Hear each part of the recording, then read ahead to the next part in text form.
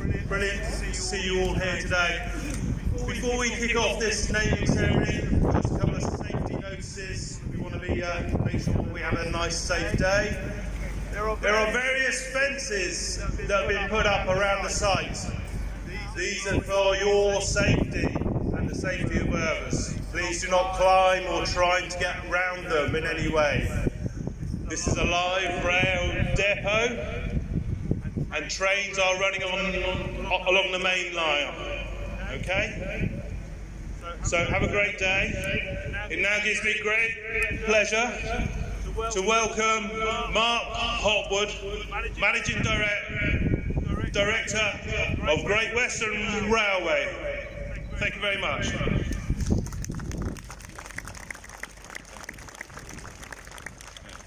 Thank you, Paul, and welcome to everybody, and thank you for joining us here today. So I apologise if I sound a little bit disjointed. My voice is sort of echoing about 5 minutes after I've said each word, which is slightly off-putting. But it's great to welcome so many people here today, and I know many of you are from the local area, but also many of you have travelled a very long distance to be with us, some more than others, as we're about to find out. So this is the third open day that Great Western Railway have put together, and in 2016 we celebrated 40 years of the high-speed train at our St Philip's Marsh depot in Bristol. In 2017 we celebrated in London 111 years of our Old Oak Common depot with legends of the Great Western. And those two events raised nearly £80,000 for charitable causes. And here we are at the tip of Cornwall at our Long Rock depot celebrating Cornwall's railway. We're raising money for the RNLI Penley lifeboat. And the Great Western Railway at this time is benefiting from massive investment in things like the depot that you can see here, new fleets of trains, refurbished trains entering service on our local routes. And I think that investment is welcomed by everybody, not just our passengers, but the local community as well. And Cornwall itself, I think the economy will benefit from that huge investment. In 2017 we launched our Intercity Express Train, and those trains are just about to complete their entry into service, with high-speed trains finishing on the London service next month.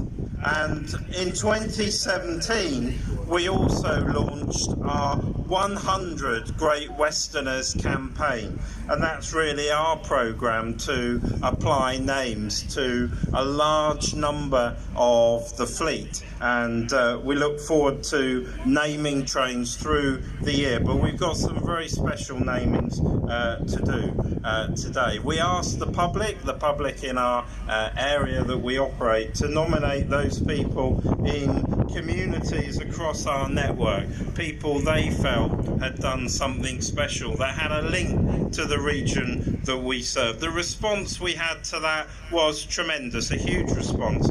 Famous people, unsung heroes from history and from today. So today we celebrate and we remember heroes of Cornwall who really are Great Westerners. Naming trains has been a tradition of the railway, of course, right back to the days of Brunel, and we're very honoured to be here today to name one of our new Intercity Express trains, Rick Rescorla, a man who was born just down the road in Hale. He made a new life in America, and eventually he became head of security for Morgan Stanley. On the 11th of September in 2001, Rick was working in the South Tower at the World Trade Center in New York. Now, the events that day are very well documented, but what might not be known to so many people is that Rick's actions that day today saved many lives. And I'm especially pleased that we're joined by Susan Rescorla, who's Rick's wife, and her daughter Christina, and Rick's son and daughter Trevor and Kim. But first, before we hear from Susan, I'd like to invite Mr. Gregory Burton, who's the Minister Councillor for Economic Affairs at the US Embassy, to say a few words. Over to you.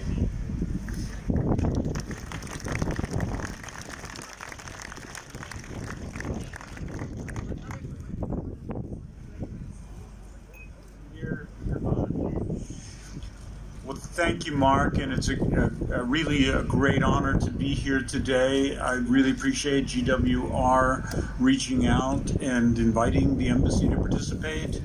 As I got to know the story of Rick Rescorla, I was amazed. I mean, it is emblematic of the special relationship between our two countries. Our origins are here, and we have forged that relationship in blood, and Rick's life is in many ways so amazing. He was born here in Cornwall, and American soldiers were present within a few years of his birth.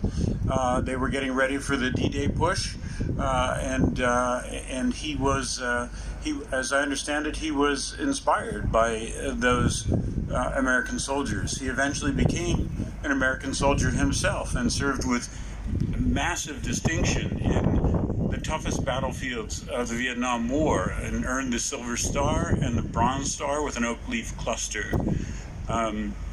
Mark has already told you, of course, what happened on 9/11, but again, just he worked and he was dedicated to the security and the safety of the individuals around him, and he gave his life in saving theirs. And it's just an amazing story, and I'm just so thrilled to be here, and it's an honor to be here with you today, Susan. Thank you very much.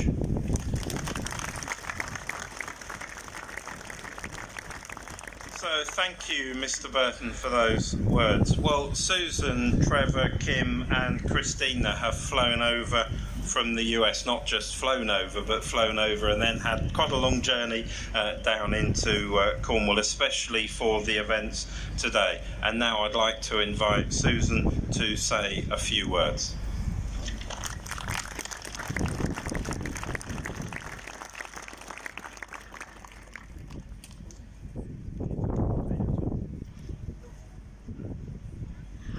I actually had curlers in my head this morning, and look what happened. Good morning, Cornwall. I love you and your magical land of King Arthur. And good morning to Mr. Mark. Yes, Mr. Mark. Yes, Hopwood. Okay. And all of the great executives of the Great Western Railway of the United Kingdom. And I'm honored to be here today along with Rick's daughter, Kim, and son, Trevor, and my daughter, Christina, and the rest of my family are back at home, my other daughters and my grandchildren. And I now also honored our Rick's family in Hale and other parts of Cornwall, specifically John Daniels and his family, and John's sister, Margaret, and her husband, and his brother, Jeff, and his family. Also, Rick's two best friends in the United States, Fred McBee and Dan Hill, who's deceased, and his childhood best friend in Hale, Mervyn Sullivan, and his military brothers all over the world. We all would not be here today if it were not for the incredible event headed by Mr. Mark Hopwood, Managing Director of the Great Western Railway of the Southwest Country, and all of the executives from the railway. And a special thank you to Paul Gentleman, who is Project Communications Manager of the Great Western Railroad, who has been my liaison from the beginning. He went above and beyond the call of duty to make it possible for me to be here today.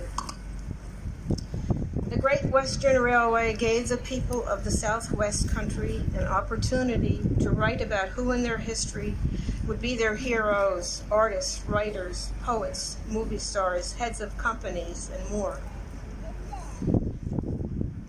And I thank Chris Beckford of Red Roof for his writing about Rick, his heroism in Vietnam and on 9/11. but also his incredible life, beginning in Hale and ending in the United States. And I am so happy to meet him today. Rick would have been honored to be sharing this train car with the Solomon Brown lifeboat responders, who in 1981 also gave up their lives to try and save others, and they are all heroes. When I first met Rick, he asked me, what was I about? And I said, what do you mean? He said, when I was a boy, I decided what I wanted to do in my life, and I knew if I stayed on that path, that at the end of my life, I would know that I had done the very best I could. And Rick certainly did that. He also told me he never knew his family was poor. He knew he was loved. They never had a car, and so the local trains were his transportation, as was so many of his friends, locally, to high school, to the movies, and many times over the years, he took the train from Paddington to Penzance and back. I want to tell you about Rick's soul, his core, and his Cornish heart, which never left him. He sang a lot in the house, on weekend drives, in the shower, and his favorite was the White Rose. In Vietnam, he was known as hardcore, and in the bloodiest battles, he was heard singing Cornish songs to ease his men, and his voice was even recorded with the background of the bombs. And on 9/11, while herding his people out of the South Tower, nearly 3,000, he was singing Cornish songs to them and telling them to be proud Americans, and the world will be looking at them. It was all about his love of mankind.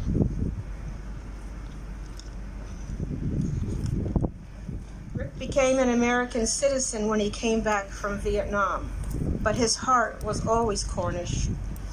Rick was a man for all seasons, a scholar, multilingual, avid reader, writer, and poet, and he listened with a third ear. 10 days after 9/11, the CEO of Morgan Stanley called to tell me that they could not find Rick's body or his men. Even now, they have never found the bodies of he and his men. They only found the charred remnants of his military card, which had to have come from his desk.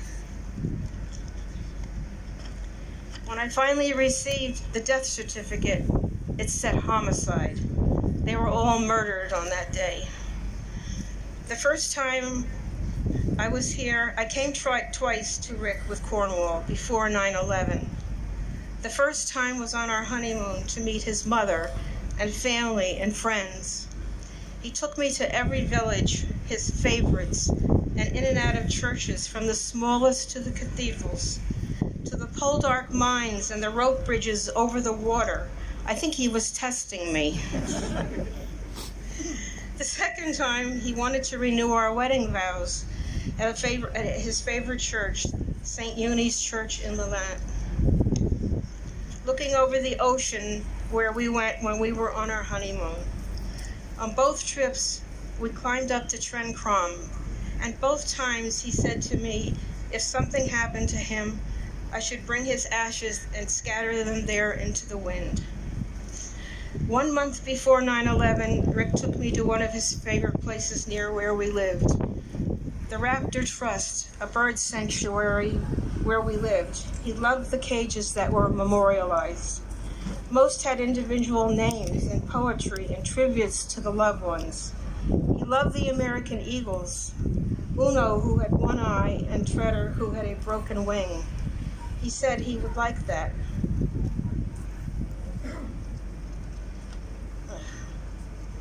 There was no body. There are no ashes. And in the fall of 2001, a small group of relatives and friends gathered to say goodbye to Rick at the Raptor Trust.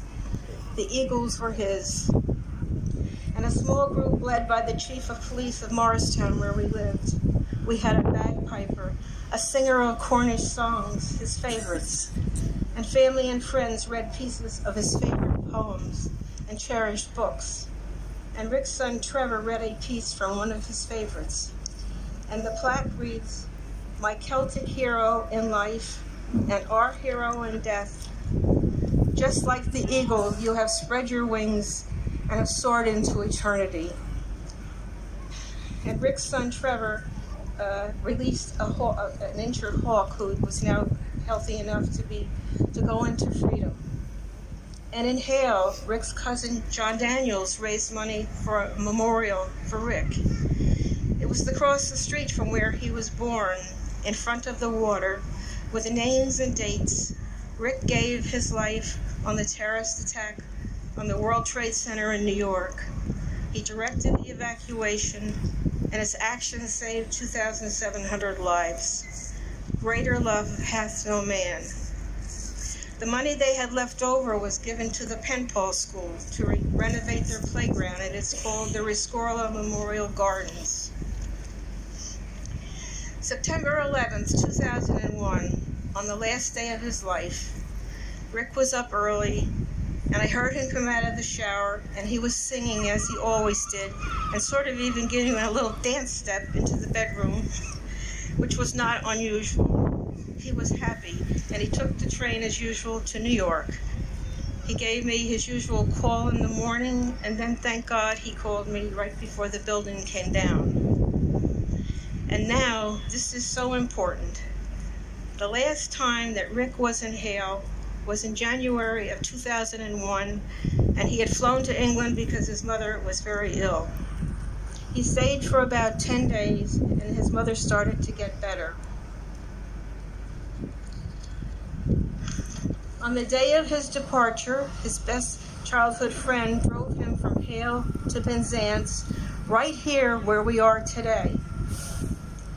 Rick entered the train. He looked out through the glass window to see his friend. He raised his arm up in the air with a fist, and in Cornish said goodbye to Cornwall. Little did he know it would be the last time he would ever be there. When I first started to speak to Paul Gentleman of the Great Western Railway, he asked me what image would I like to represent Rick on the front of the train and a graphic around his name. I knew immediately what it would be, the image that Mervyn Sullivan told me about of him raising his fists while he said Cornwall forever in Cornish. Mervyn sketched that image for the graphic to be placed on the front of this train, and I thank Mervyn very, very much. And at the end of the day, we all hold hands.